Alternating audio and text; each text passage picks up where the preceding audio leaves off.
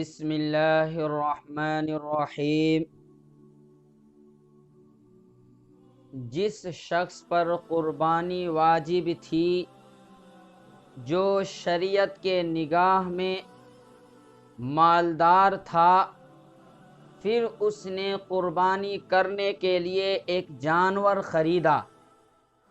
اور قربانی کرنے سے پہلے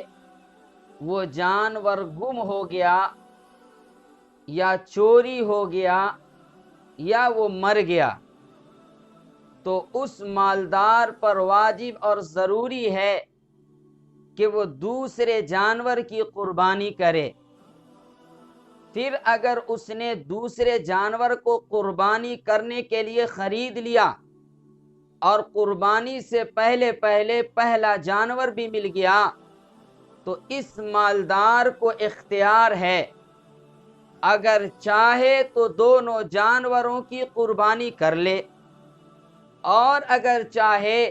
تو کسی ایک جانور کی قربانی کرے۔ ایک جانور کی قربانی کرنا اس پر واجب اور ضروری ہے، اور دونوں جانوروں کی قربانی کرنا بہتر ہے۔ اور جس شخص پر قربانی واجب نہیں تھی، جو شخص شریعت کے حساب سے مالدار نہیں تھا،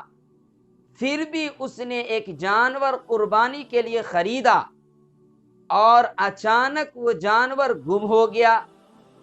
یا وہ چوری ہو گیا یا مر گیا، تو اس غریب پر لازم اور ضروری نہیں ہے کہ وہ دوسرے جانور کی قربانی کرے، بلکہ اس سے قربانی معاف ہو جاتی ہے۔ لیکن پھر بھی اپنی خوش دلی سے اس نے دوسرا جانور قربانی کے لیے خرید لیا اور پھر پہلا جانور بھی مل گیا، تو اس غریب کے اوپر لازم اور ضروری ہے کہ دونوں جانوروں کی قربانی کرے۔ کسی ایک کی قربانی کرنے سے اس کے لیے قربانی کافی نہیں ہوگی، بلکہ دونوں جانوروں کی قربانی کرنا لازم اور ضروری ہے، اس لیے کہ غریب پر پہلے سے قربانی واجب نہیں تھی، اس نے پہلا جانور خریدا تو اس پر قربانی واجب ہو گئی۔ پھر جب دوسرا جانور خریدا تو دوسرے جانور کی بھی قربانی واجب ہو گئی، تو دونوں جانور جب تو اب دونوں جانوروں کی قربانی کرنا اس پر لازم اور ضروری ہو جائے گا۔ اور مالدار پر چونکہ کسی ایک ہی جانور کی قربانی واجب ہے، تو چاہے وہ کتنوں جانور خرید لے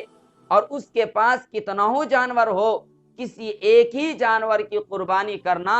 اس کے لیے لازم اور ضروری ہوگا، لیکن بہتر ہوگا کہ دونوں جانوروں کی قربانی کر لے۔